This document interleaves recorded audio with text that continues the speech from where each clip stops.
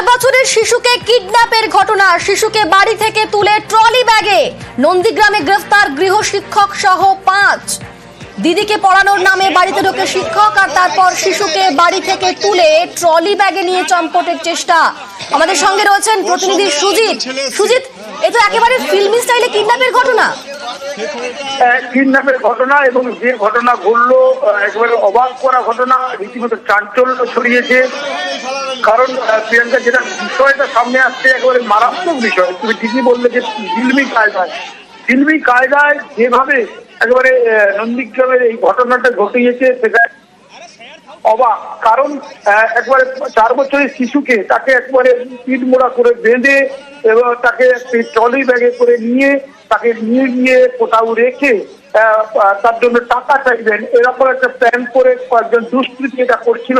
এবং তাকে বাধা দিতে গেলে বাড়িতে থাকা 9 বছরের তার ওই শিশু, যে অপহৃত শিশু, তার দিদিকে একবারে মুখ বেঁধে তাকে কিন্তু নিয়ে যাওয়া হয়। এবং তারপরে যখন নিয়ে যাওয়া হচ্ছে, সন্দেহ দেখা দিলে গ্রামের মানুষজন যখন একটু তাড়া করে তার দিদি যখন বলে যায় প্রতিনিধিতে, দৌড়ঝাঁপ শুরু হলে যেখানে নিয়ে যাওয়া হচ্ছিল সেই রাস্তার মধ্যে পুকুরের ধারে ফেলে কোনো রকমে পালিয়ে যায়। এবং তারাকে 5 জনকে গ্রেফতার করা হয়েছে, মূল অভিযুক্ত সহ।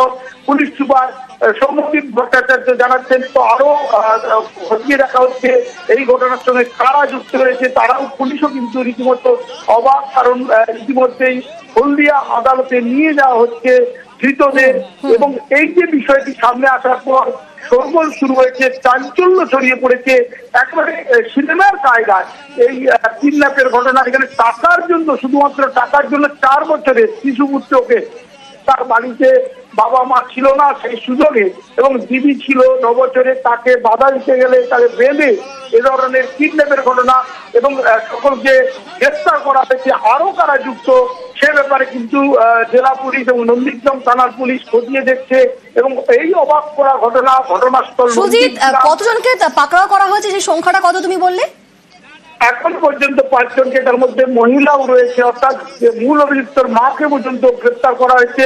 এবং 5 জনকে জিজ্ঞাসাবাদ প্রাথমিকভাবে থানায় রেখে করা হওয়ার পাশাপাশি হলদিয়া আদালতে তাদেরকে পাঠানো হয়েছে। এবং এই যে ঘটনা সবটাই কিন্তু সামনে আসার পর রীতিমতো চমকে গিয়েছে এলাকার। একেবারে চমকানোর মতোই তো বিষয়। ধন্যবাদ সুজিত।